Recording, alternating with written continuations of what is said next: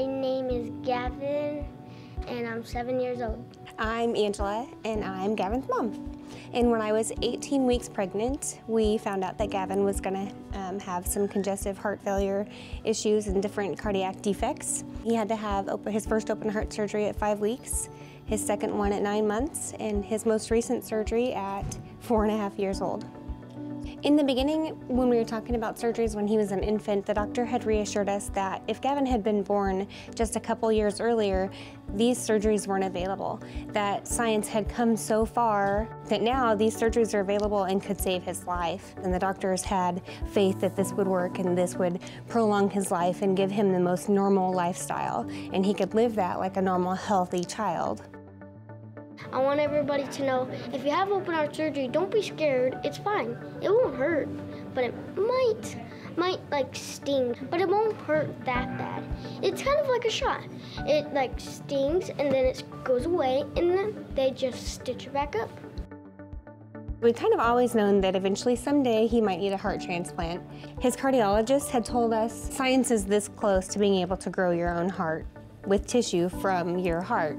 And so hopefully by the time he needs the transplant, we'll be able to take tissue from his heart and grow a heart. That would be huge for Gavin. He wouldn't have to take rejection medication and, it would be his own heart he would be getting back, a healthy heart. About a year ago, 2 days before the heart walk, we'd had our regular cardiology checkup, and that's when his cardiologist said, we're going to start monitoring him. He may need the transplant around age 8, 9. Originally, he'd said these hearts usually last about age 15.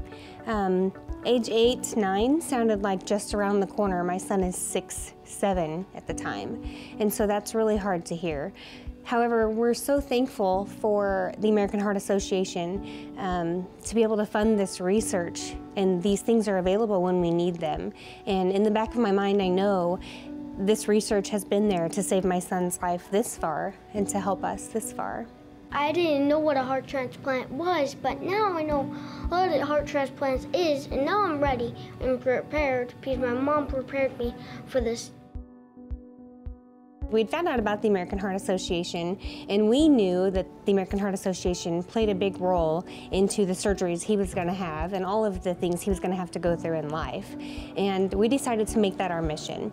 We're going to do all that we could to help raise awareness and raise support and raise funds even for the American Heart Association, and make sure the American Heart Association is around if we need them in the future, and anything Gavin's going to have to go through, or any other kids or adults even who might be going through the same thing.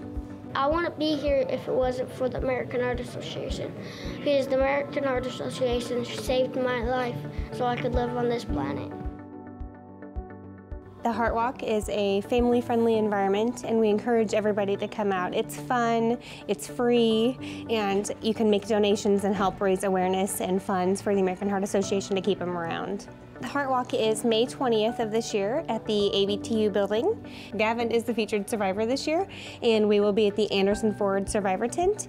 And we encourage you guys to come over and meet us and meet Gavin, and we would love to meet any other kids out there who are not already part of the Heart Walk to see if you guys can become our buddies and join the team.